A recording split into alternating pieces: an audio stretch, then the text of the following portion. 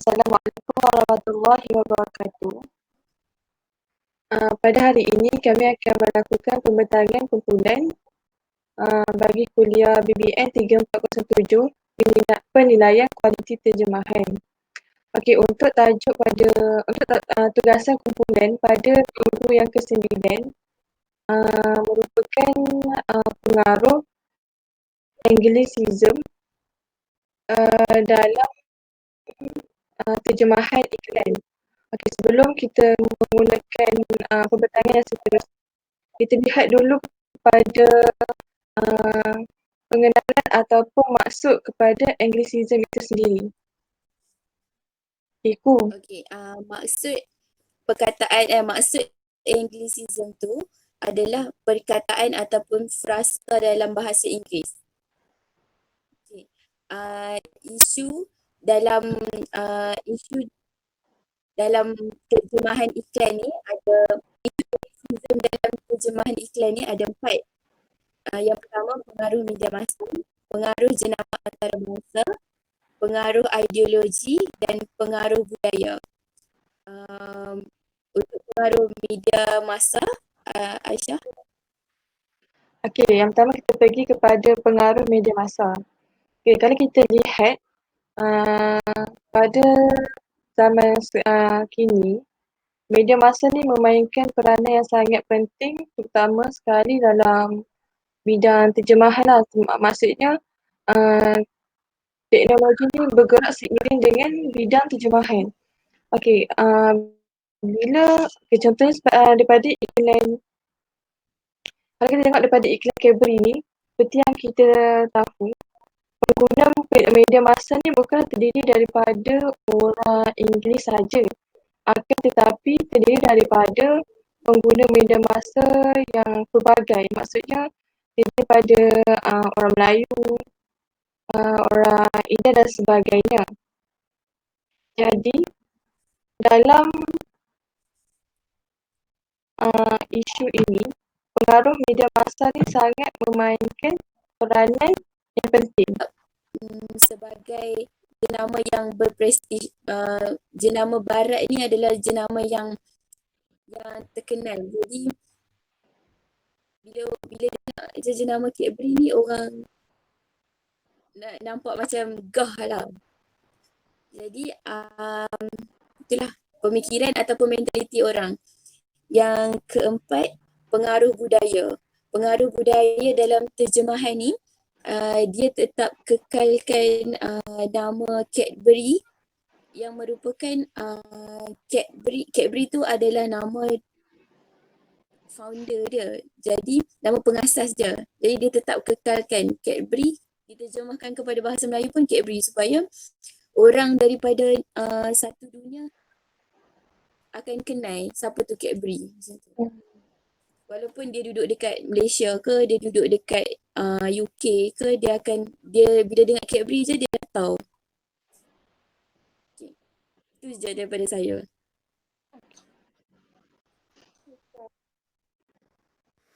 Okey, seterusnya kita beralih kepada pengaruh positif dan pengaruh negatif Anglicism ke dalam terjemahan iklan. Apa yang saya faham ialah pengaruh positifnya ialah terdapatnya pertambahan kata pinjaman tu ke dalam terjemahan iklan bahasa Melayu itu sendiri. Contohnya, secara umumnya saya boleh tahu kata pinjaman seperti spaghetti, makaroni, pizza, pasta, sandwich, yang mana jika dia mengekalkan perkataan bahasa Inggeris tu ke dalam bahasa Melayu, dari terjemahan iklan itu sendiri mempunyai pengaruh Anglicism. Yang itu yang saya fahami. Dan berdasarkan contoh Cadbury ini pula, pengaruh positifnya Anglicism ialah kita dapat tahu bahawa bahasa Melayu ni ialah bahasa yang dinamik, iaitu dia boleh mengubah dan mengolah perkataan bahasa sumber itu sendiri, iaitu bahasa Inggeris, ke dalam bahasa Melayu.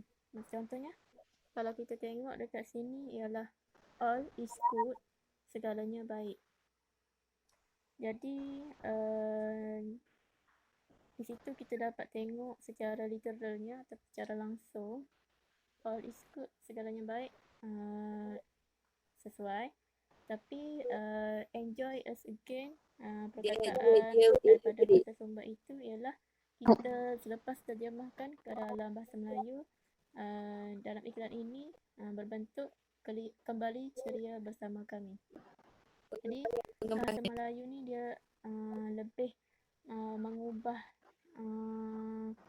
perkataan daripada bahasa Sumba tu supaya lebih sesuai dengan konteks iklan. Nikmati saya lagi. Lebih dekat dengan pembaca sasaran.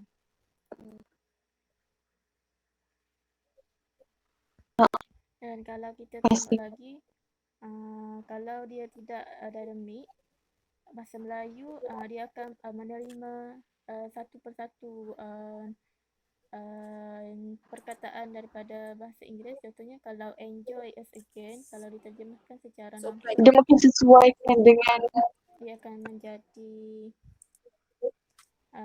nikmati kami lagi. Jadi ianya kurang tepat masyarakat dan kita.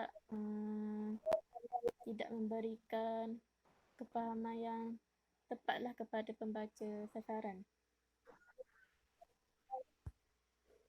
Jadi pengaruh Anglicism ni dia boleh letakkan dalam iklan, tetapi bahasa Melayu boleh mengubah dan membuatkan perkataan tu lebih gramatis ataupun lebih dekat dengan pembaca sasaran.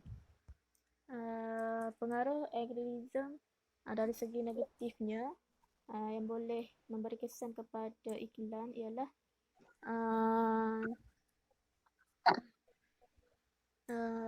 bahasa Sumba yang diberikan tu tidak memberi kesan yang sama kepada pembaca. Contohnya, kalau enjoy us again, kalau kita terjemahkan secara langsung, ia akan memberi maksud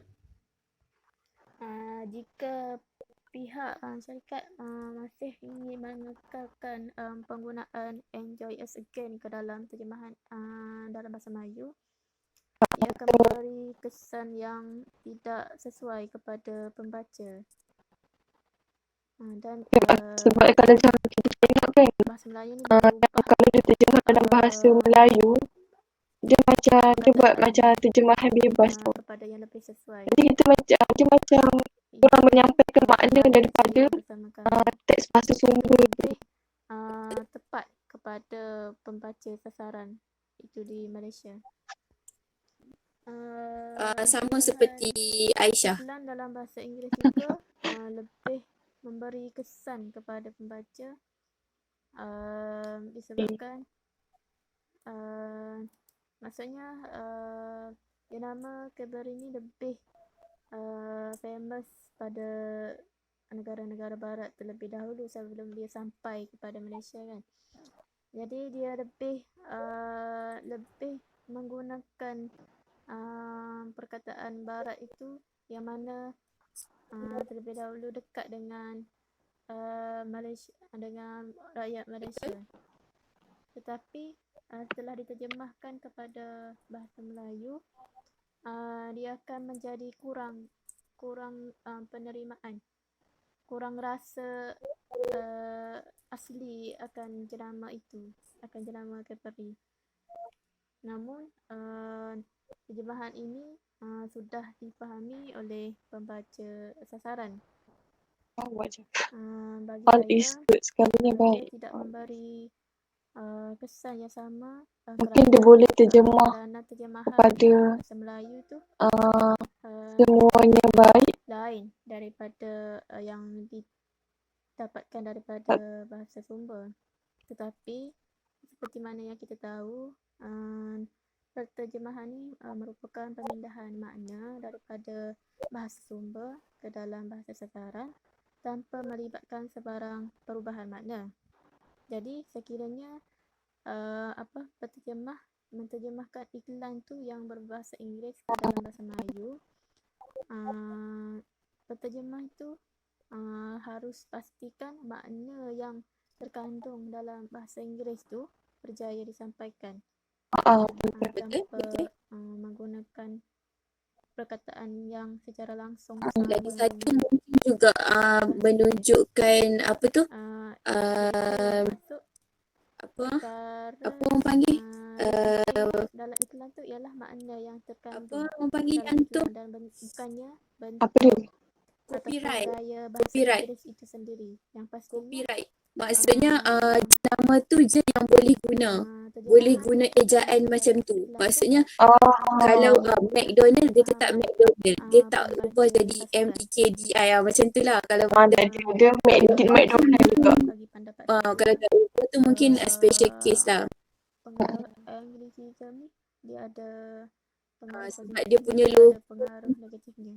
Tetapi saya rasa Itu. pengaruh positif banyak memberi kesan dah kepada iklan di Malaysia kerana jika menggunakan penggabungan budaya barat ataupun bahasa barat itu sendiri ke dalam bahasa Melayu, ia akan memberi makna yang mudah kepada pembaca dan tidak asing kerana dia telah dituturkan ataupun disebarkan oleh media massa lalu memberi pengaruh yang tidak asing kepada pendengar ataupun pembaca sasaran itu sendiri.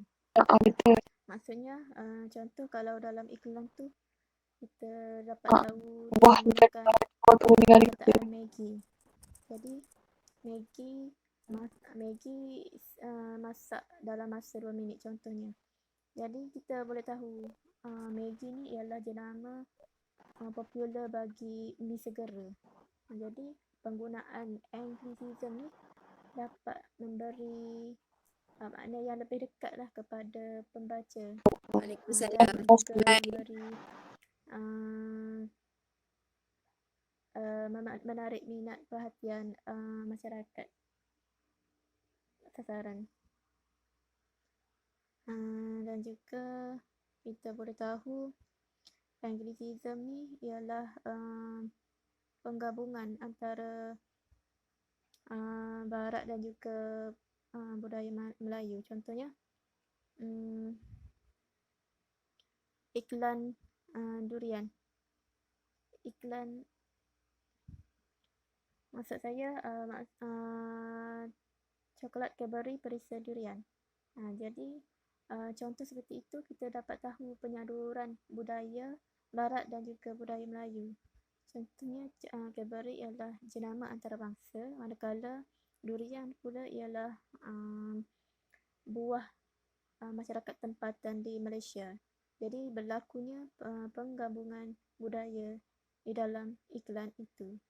Dan juga jenama ini iaitu produk yang dikeluarkan oleh Malaysia ini dapat menarik perhatian dan minat masyarakat tempatan untuk lebih mengetahui dan juga lebih menarik rasa minat untuk membeli produk Cadbury berperisa durian itu, iaitu perisa raja buah di Malaysia itu sendiri.